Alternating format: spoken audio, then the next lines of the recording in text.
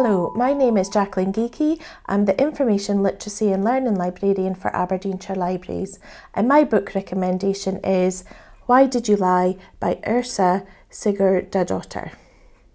Before I tell you about my book, I wanted to tell you about an Icelandic tradition that's called Jóla bókaflóð. This translates to Yule Book Flood.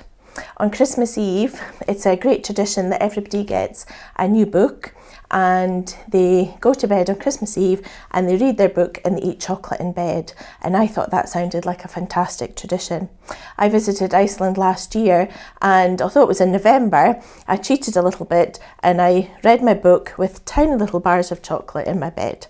So I had a little bit of an Icelandic tradition. So why did I choose the book, Why Did You Lie?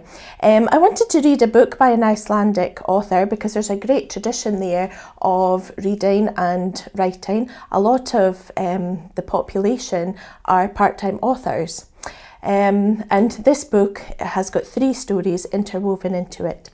There's one story where there's a journalist who's tried to commit suicide, and his wife is a police officer and she's trying to work out why on earth he's done such a thing, while she's sort of living in limbo because she's not a widow but she doesn't have her husband by her side.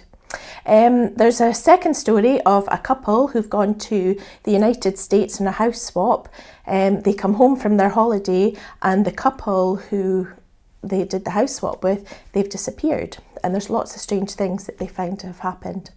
And the third story, there are 4 strangers that go to a tiny island that has a lighthouse on it, and they're there to do maintenance, and they think they're only going there for one night, but something happens to the helicopter, they can't be picked up, and you see the story of the 4 of them living on this island for a couple of days and how that affects them.